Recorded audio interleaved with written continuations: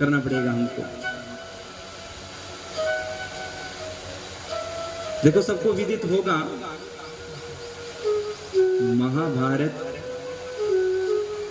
में जो दुर्योधन है वो सब बाल्यकाल अवस्था से ही भीम को मारना चाहता था, बड़े होकर के नहीं, बाल्य अवस्था में से ही। एक दिन मन में विचार किया कि सबसे ताकतवर तो ये भीम है, युधिष्ठिर भी उतना ताकतवर नहीं है। अगर ये मर जाएगा तो बड़ा होकर के, बड़े जब हम हो जाएंगे तब मैं ही राजा बनूंगा। ऐसा समझ करके मारने के लिए लड्डू में विष डाला और खिला दिया। प्रभु की धन्य कृपा है कि पानी के अंदर प्रवेश कर गया तो 10,000 हाथियों का उल्टा ही बल मिल गया। ये कृपा होती है। ऐसे कई प्रयास किया। एक समय की बात है जब द्वैत वन में भेज दिया छल क्रीड़ा से जीत करके सभी को, तो और कष्ट देना चाहता था, तो दुर्वासा ऋषि की खूब सेवा की। सब जानते, कल भी मैंने कहा कि हमारे सनातन में एक ऐसे ऋषि हैं जो अति क्रोधी हैं, बात बात पर श्राप देते हैं। छोटी सी गलती भी दिखाई पड़े तो महाराज जी श्राप मिल जाता है। तो उनकी सेवा की प्रसन्न हुए, बोल क्या चाहता है? अरे महाराज हम तो ये चाहते हैं, जाओ पांडव वहां बैठे हैं, अपने शिष्यगण लेकर के वहां जाइए, वहां भोग पाइए, आप संतुष्ट हो जाएंगे। ठीक, वो भी आपकी ही याद कर रहे होंगे। बोले ठीक है, जाएंगे जाएंगे। और आपको पता भी होगा कि एक अच्छे पात्र मिला था, और खत्म कब होगा? वैसे तो भोजन निकलता ही रहता है, पर द्रौपदी महारानी जब उससे पाती तो उस दिन के लिए वो भोजन बंद हो जाता था।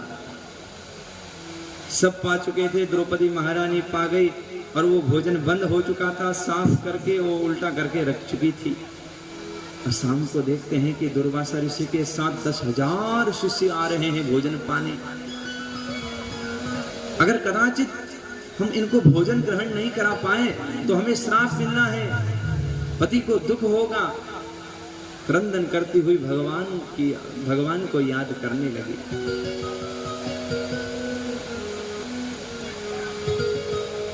पहले तो खुद से प्रयास करना चाहिए, और नहीं बने तो सबसे पहले प्रभु को ही याद करना चाहिए, उनका ही स्मरण करना चाहिए।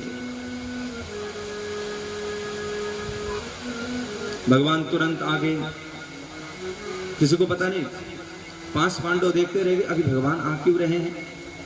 केवल द्रौपदी जानती है, भगवान जानते हैं। रथ से कूद गए, युधिष्ठिर भैया को प्रणाम भी नहीं कर रहे। युधिष्ठिर स्वयं आश्चर्यचकित में है कि ये ऐसे व्यवहार कर क्यों रहे हैं। इनको तो बाद में पता चला कि ऋषि आ रहे थे। द्रौपदी के पास में जाकर के बोलते हैं, पहले मुझे बर्तन दो, मुझे बहुत भूख लगी है। द्रौपदी कहती हैं कि आपको पता है सब कुछ है ही, तो पूछते क्यों हो? इसलिए तो आपका हमने स्मरण किया है, करिए कुछ, क्योंकि आज आप कुछ चमत्कार नहीं करेंगे तो अवश्य मेरे पति को वो श्राप देंगे। तो भगवान ने बर्तन मांगे, बर्तन के अंदर देखे तो एक साग का टुकड़ा था। बोले कि ये तो बहुत है। भगवान ऐसे करके उस साग को पा गए। भोजन करने आए हुए सारे ऋषि खट्टी डकार करने लगे, मानो कि अभी अभी खूब भोजन पा करके आए हो। अकस्मात सबका पेट भर गया। जा ही रहे थे, फिर दुर्वासा विचार करते हैं, अब मैं वहां जाऊंगा तो फिर बहुत भोजन परोसेंगे, हम खा नहीं पाएंगे, फिर भोजन का अपमान होगा, युधिष्ठिर को कैसे जवाब देंगे। डरने लगे, सबको बोले कि चलो चलो लौट जाओ भैया, यहाँ ठीक नहीं है पाना, अब नहीं पाएंगे, अगर वहां जाएंगे तो सब गड़बड़ हो जाएगा। तो भगवान तो रक्षा बार बार किए, पर दुर्योधन कभी छोड़ा नहीं परेशान करना। तो विदुर महाराज सोचते हैं भले ही इसके पक्ष में हूं, आज सहन नहीं करूंगा, आज जाकर के अवश्य इसको डांट लगाऊंगा। और साथ साथ में बड़े भैया धृतराष्ट्र के पास में जाकर के समझाते हैं, भैया मैं मंत्री होने के नाते आपको नहीं समझा रहा हूं, छोटा भाई है, छोटा भाई भी लगता हूं, इस आदर पे आपको कह रहा हूं, जो कुछ भी पांडवों से आप लिए हो वो तुरंत दे दो। अजात शत्रु प्रतियच्छदायम्। कोई व्यक्ति कुछ कर नहीं रहा है तो इसका मतलब ये नहीं है कि वो शक्तिहीन है। ऐसा भी हो सकता है कि वो आदर के साथ समा हुआ हो, धर्म के अनुरूप वो बैठा हो, ऐसा भी तो हो सकता है। भीम को कमजोर मत मानना, युधिष्ठिर को कमजोर मत मानना। अगर भीम चाहेगा तो एक अकेला ही पूरी सेनाओं को समाप्त कर पाएगा रातों रात में। क्या समझ रखे हैं? इसलिए फिर भी कहता हूं कि अजात शत्रु प्रतियच्छदायम्। जो कुछ भी आप ले रखे हो सब कुछ दे दो। उन लोगों ने जितना सहन करना था सहन कर चुके हैं, अब उनको दुख मत दो। और बगल में जो दुर्योधन है, आपको क्या लगता है केवल आपका बेटा है? नहीं, ये कली ही मानना आप। कुपुत्रो दुखदायक, दुखदाय है, ये कली है, ये आपको भी ले डूबेगा महाराज जी। अगर अंतिम में तो यही कहे कि अगर आप हित चाहते हैं तो इसको हटा देना यहां से, फिर सब कुछ ठीक हो जाएगा।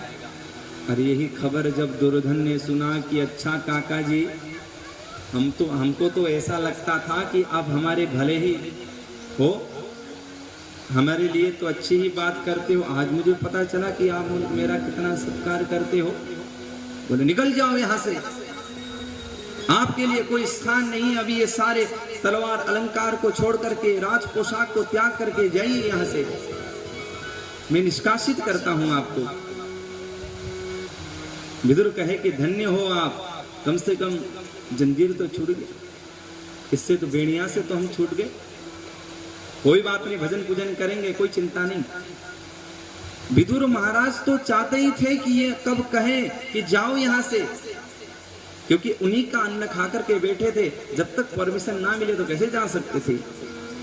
वचन के बड़े पक्के होते थे पहले, आज के जैसे तो है नहीं। प्राण जाए पर वचन न जाए।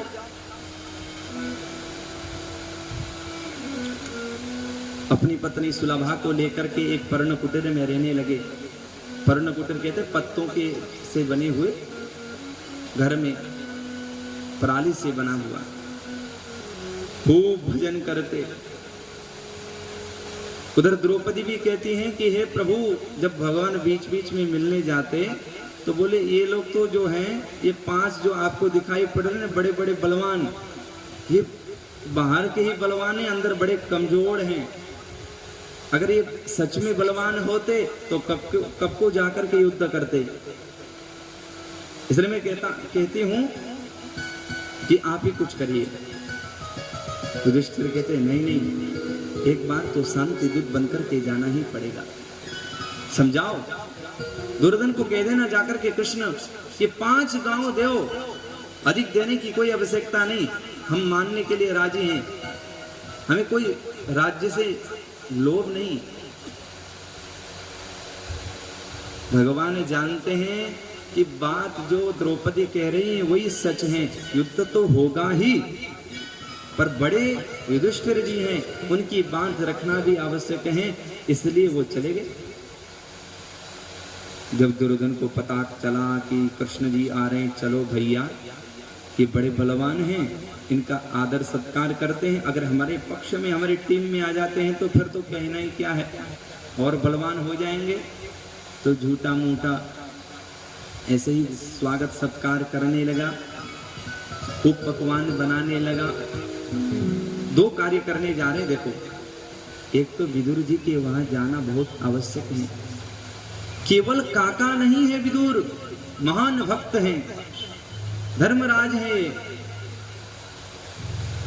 दुर्योधन के यहां जाकर के बोले कि 5 गांव दो भैया, बात चल जाएगी। कहते हैं कि सुई रखने पर जो स्थान मिलता है, जो भूमि प्राप्त होती है, वो भूमि भी युद्ध नहीं दे सकता, जाकर के उनको कह देना। अच्छा बस हमको तो इतना ही जवाब चाहिए था। कहते अरे भोजन पाकर के जाना, माता अभी बनाई है। भगवान कहते हैं कि आज तो विदुर काका पहले ही बुला चुके हैं, उनके यहाँ भोजन किए बिना हम कैसे जा सकते हैं। और जिसको पहले बोला हो, यद्यपि कभी विदुर जी ने नहीं कहा संकोच के मारे कि हमारे ये कुटिया में है ही क्या, अरे ये तो 56 भोग पाने वाले कन्हैया हैं। पर विदुर जी दूर से सुनते हैं किसी के द्वारा कि आज कन्हैया अंदर क्या कह रहे थे जानते हैं, बोले आपके यहाँ जाना है। तब तो विदुर महाराज बहुत प्रसन्न हो गए, इतने दयालु हैं। अवसर मिल रहा है भोजन पान कराने का, अपनी पत्नी को तैयारी करने के लिए कहे और बाजार से कुछ सामान लेकर के स्वयं गए। अब पत्नी को भी ये पता नहीं था कि इतना जल्दी आएंगे। बाहर दरवाजा खटखटाने लगे कि माते हमें तो बड़ी भूख लगी है, जल्दी खोलो दरवाजा। महाराज अस्त व्यस्त होती हुई आ गई, दौड़ती हुई, सुध बुध नहीं है किस अवस्था में हूँ।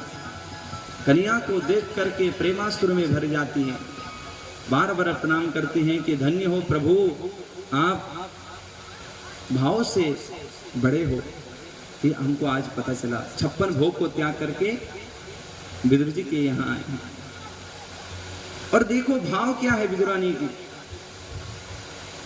वो चाहती है कि अभी तो देने के लिए केला है तो छिलने का कष्ट भी कन्हैया ना उठाना पड़े, स्वयं छिल करके देना चाह रही थी। पर भाव अधिक होने के कारण से ये सुध-बुध नहीं रहा कि मैं केला दे रही हूं कि छिलके पटक रही हैं, लो खाओ लो खाओ। और कन्हैया भी पाते जा रहे, ये नहीं कह रहे हैं कि हमें केला नहीं दे रहे, छिलके दे रहे। विदुर महाराज आकर के देखे कि अरे देवी आप तो बहुत क्या कर रही हो,